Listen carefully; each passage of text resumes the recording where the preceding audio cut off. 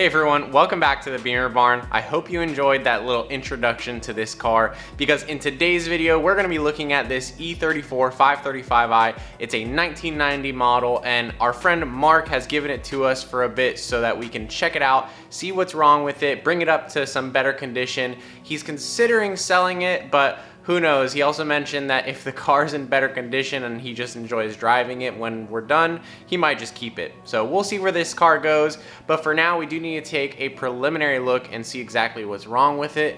It's a beautiful car and it's got a lot of miles on it, about 230,000 miles on it, and it also has a 5-speed manual transmission. So the car has not had a ton of issues driving. He likes to put miles on it, but he also has a second car that he's been using more often. It is an Alpina B7, quite a beauty. So I don't blame him for driving that car a little bit more than this thing, but hopefully we can bring this thing back to some better shape, and hopefully you guys enjoy the content as well. So let's go ahead and take a look at the car now, and then we'll see exactly what's up with it. So we're gonna go ahead and start inside of the car here. And we'll see that not only is this car beautiful Glacier Blue paint, but it is also a factory blue interior as well. It's a little hard to tell because I feel like the color is a little bit washed out, maybe even dirty. It's not in the best condition, as you can see.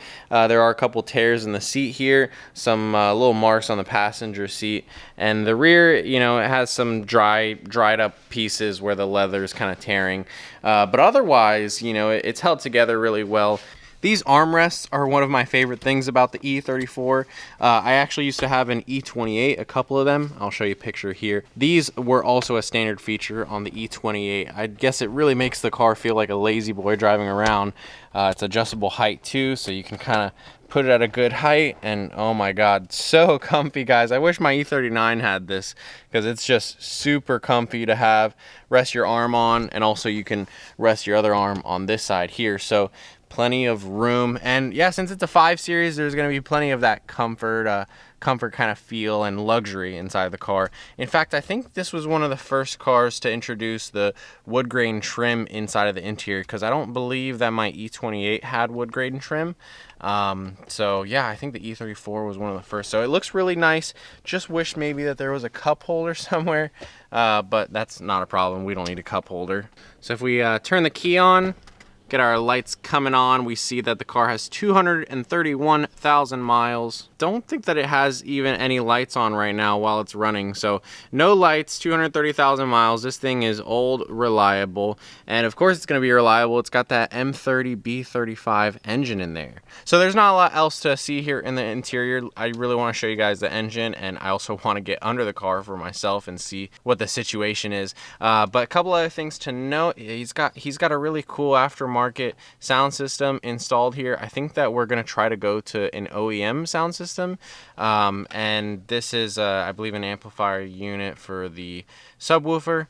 But otherwise, the dash is crack free, and that is only because he stored this car underneath a car cover. That's why, you know, I would say the dash is crack free, but the doors didn't last. I think when he got the car, the doors were already starting to come apart, and it's just sad. But you know, at this point, I would almost say I'm not sure there's much else that you can do.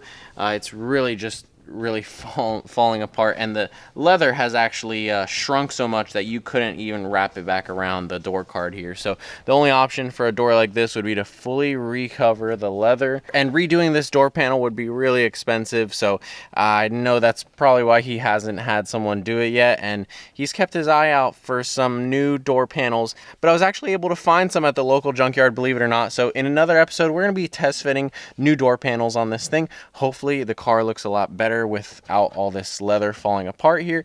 But yeah, stay tuned for that episode. And the other thing is that one of these doors doesn't work. It doesn't unlock from the inside or outside. So check this out. In here, won't open, and same thing inside the car, won't open. So this is a case of the door lock actuator being broken. It's that little box on top of the door mechanism, and because that electrical piece is broken, it won't allow this mechanical thing to unhinge, unlatch, unlock. So really unfortunate. We'll probably have to get the door panel out to see what's up, and it'll probably take a little bit of damage, a little bit of abuse. But that's why I'm glad that we have some replacement door panels. So like I said, stay tuned for another episode. We're going to be replacing the door panels and hopefully fixing the door lock. So now we're going to go ahead and pop the front hood. And if you know anything about E34s, you'll know that they don't open the normal way. So let's see. You pop this forward, and then you're able to grab this, and it goes straight up, and now we can see our beautiful M30 motor. So I met Mark while I was working at a shop, and we became good friends. I think we just got along really well. So I've worked on this car before, and we've replaced the AC compressor, I believe, the brake master cylinder, some coolant hoses I've done before, some other work too that I'm not sure comes to mind, but yeah, I did some work for him, and I think that he really enjoyed the work that I did, and that's why he came to me and asked me to help him look over this car again and just get it back to 100% driving condition. Now, that's not going to be very hard with this motor because these things are pretty bulletproof, just like the M20. I think that there will be a couple of leaks that we have to address. I'm already looking at the radiator here and just some of the dried up coolant that we see. We also have a broken oil dipstick tube, so I would want to replace that as well. I think we have a vacuum leak right here. I think we might need to cap that so that there's no open vacuum leak. I think the brake fluid, brake fluid definitely needs to be flushed. Look at that color there. That's the wrong color brake fluid. So that needs to be flushed. These throttle cables, they look pretty good. Sometimes they'll have, oh, this one's got some play in it. Maybe see if we can adjust that. This coolant temp sensor here looks like it might be leaking. Definitely could use some cleaning. I wish we had like a dry ice machine or something. That'd be pretty cool. Comment down below if you guys think we should buy a dry ice machine. But yeah, over on this side, things are looking real pretty. This is our R134A system. So the AC, you know, pretty common nowadays. I don't recall if they came non R134A. Over here, coolant temp sensor, again, just, you know, this coating, it looks like the connector here is messed up, so probably want to take a look at that. Maybe there's some way that we can get a connector off of a parts car or something, because that just kind of looks gross. And you know what, why don't we take a look at the air box, take a look at the air filter here, and then I'm going to pull out a spark plug and we can check the condition of those.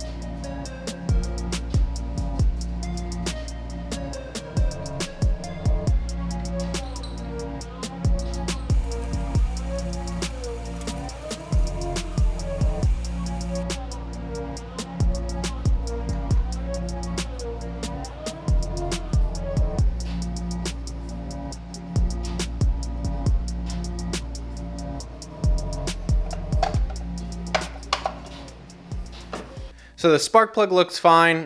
Didn't see any signs of like prematurely aging or anything like that. Doesn't look like it's burning too weird. There's plenty of electrode left. Really, I do notice now that there is what looks like a valve cover gasket leak. So it's coating the bottom of the head, or the side of the head here, pretty well. Took off the cover for the distributor while we're here just to see. It looks like Doesn't look like it's too old or anything like that, but we would have to pull off the fan and the cover here to access that. So I'm just gonna go and check the records and see. I figure it probably doesn't have a lot of miles on it, but we might want to do the valve cover gasket, probably clean off the side of the engine here, try to monitor it a little bit better because there's so much grease down there. And then also I want to clean the engine bay. So we'll probably do that in one of the very next videos, cleaning the engine bay and the outside of the car, and maybe even paint correcting it at the same time. Maybe we'll just do one big transformation video to get this thing looking better and really get all these years and years of dirt out of the engine bay. I think my steam cleaner would do good on this, maybe a goat hair brush, some engine degreaser, and probably just a lot of time, because I probably would take a pressure washer to the block to get some of that grease off, but being that all this stuff is so old and fragile, I don't know if that's the best method for the whole engine bay. But now I'm gonna go ahead and put together the airbox back in here since we took our look, and I went and cleaned, you know, with a compressed air. The K&N filter here doesn't look like it's got too many miles on it either.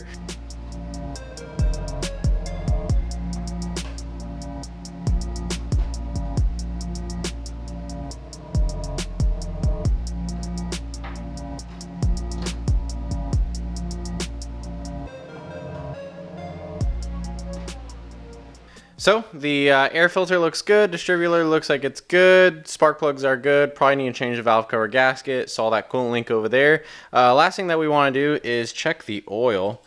Just see, looks like it's good, maybe a little bit low there. And in terms of the color looks pretty light.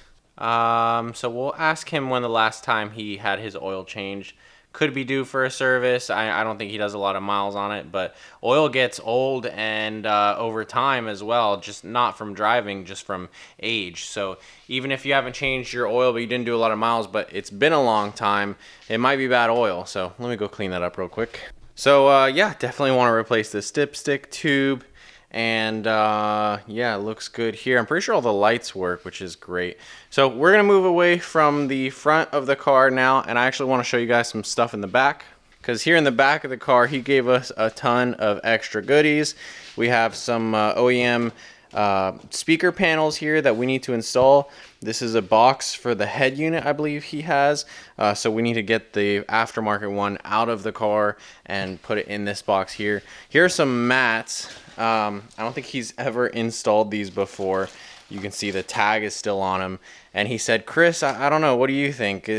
They just don't look right. and I can agree with him. I mean, the badge looks pretty similar to the factory 535i badge, but I don't know. They're not too bad. They're pretty plush, I'd say. Do they still make the OEM mats? I'm gonna have to check when I get back to my computer.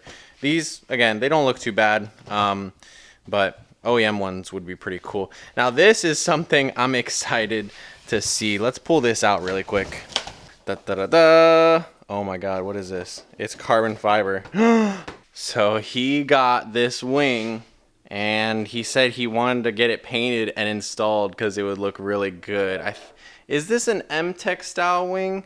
Maybe someone can comment down below. It looks like it's express mail service from China, so that's not too surprising. But it's hard to get OEM stuff nowadays for these cars. I think anyone will agree to that. So before I close the trunk here, doesn't look like there's a lot more very interesting left in here. Just some extra OEM carpet panels that I guess need to be installed on the side and on the back here. And it looks like he's got like a WeatherTech mat at the very bottom, so that all this stuff is, you know, protected. It's not hitting the back of the car. Got some extra plastics here. Some of them are broken. And you can see the wires for the aftermarket audio system in there. So let's go ahead and put this trunk down. I want to test fit this spoiler. Oh my god. That, I think, looks pretty good. The fitment, I don't know. Might have to dial in the fitment a little bit. But as far as how that looks on the back of the car, might be harder for you guys to tell. But I think that looks pretty nice.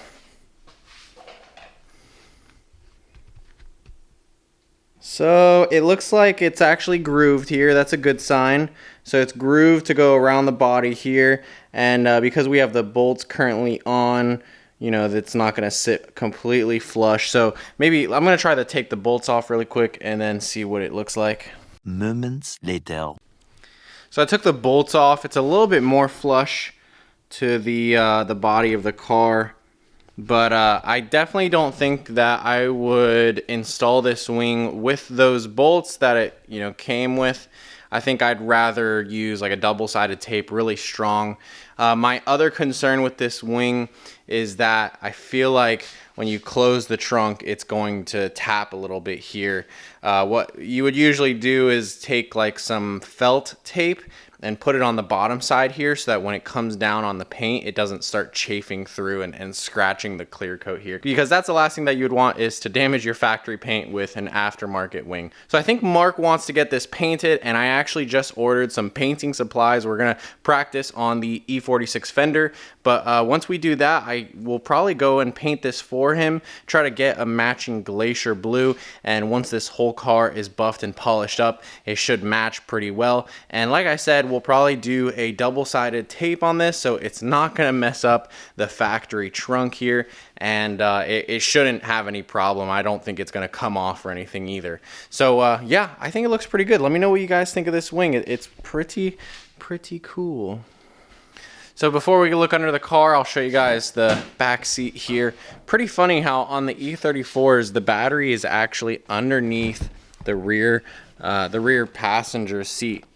So battery's located under there. I think it might be the wrong cell size, or maybe there's some reason it doesn't fit right, because I couldn't get this seat to clip into its original position down there. So that's pretty unfortunate. But yeah, you can see back here the door panels pretty damaged, and that's why I feel like Mark doesn't really care about the door panel there, which we're probably gonna have to destroy in order to get access to the door lock actuators. But yeah, these things are past their prime. But at least the doors are rust free. That's definitely something that I noticed. And he kept the car cover on the car at all times when it was stored outside, so you could know for sure that no rain penetrated the inside of the car or rusted anything out. So we're gonna take a look under it right now and see exactly what problems lie underneath. So now we're going to take a look under the car at the engine, the drivetrain, and the first thing that I noticed was that the belts were pretty loose. So this is the belt for the air conditioning compressor over here, very loose, and then the power steering belt as well, very loose.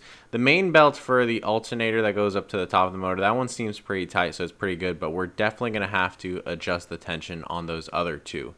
Now the oil pan has some oil on it. There's a little bit here on the power steering pump. We're going to clean that off.